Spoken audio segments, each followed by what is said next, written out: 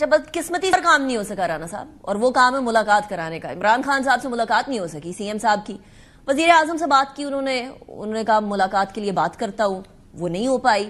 ابھی تک وہ انتظار کر رہے ہیں کہ ان کی ملاقات ہو جائے، عدالت وہ چلے گئے، عدالت نے کہہ دیا ملاقات ہو جائے، لیکن اس کے باوجود بھی ملاقات نہیں ہو سکی۔ آج ان کو الٹیمیٹلی اڈیالہ کے باہر دھرنا دینا پڑ گیا کہ میں نے تو کابینہ ہی نہیں بنانی جب تک عمران خان صاحب سے ملاقات نہیں ہوتی۔ وہ کیوں نہیں ہو پائی ملاقات؟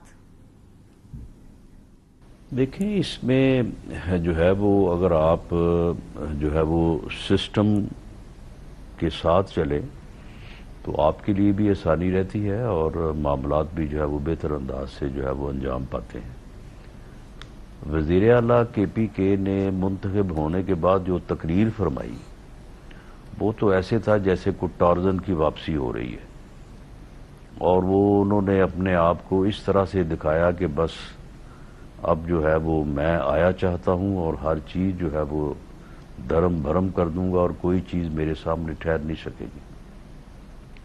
تو اب انہیں میرا خیال ہے کہ معلوم ہوا ہوگا کہ ایک چیف منسٹر جو ہے وہ ایک آئینی ایک قانونی آفس ہوتا ہے، اور اس آفس کی بھی اپنی لیمیٹیشنز اور اس کی اپنی جو ہے وہ حدود و قیود ہیں۔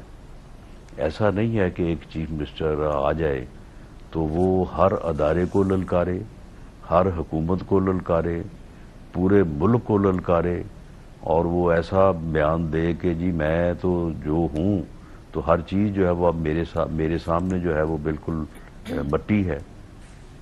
تو میرا خیال ہے کہ چیف منسٹر صاحب کے ساتھ جو ہے وہ کچھ ایسا ہونا چاہیے تھا کہ انہیں ان کے پاؤں جو ہے نا وہ زمین پہ آ جاتے۔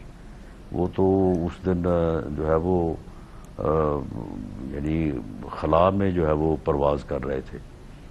تو میرا خیال ہے کہ اب ملاقات ان کی ہو جائے گی اور انہیں حقیقت کا احساس ہوگا، تو میرا خیال ہے کہ معاملات بھی ٹھیک انداز سے چلیں گے۔ رانا صاحب، آپ یہ کہہ رہے ہیں کہ ان پاؤں زمین پر لانے کے لیے ان کا بازو مروڑا گیا جان بوجھ کے؟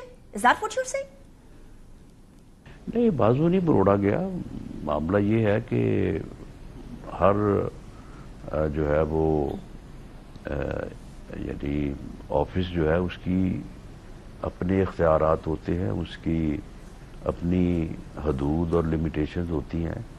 ایک آدمی یہ کہے کہ میں کیونکہ چیف منسٹر منتخب ہو گیا ہوں تو اب میرے اوپر جو ہے وہ کوئی آئین کوئی قانون جو ہے وہ میرے سامنے کوئی چیز ہی نہیں ہے۔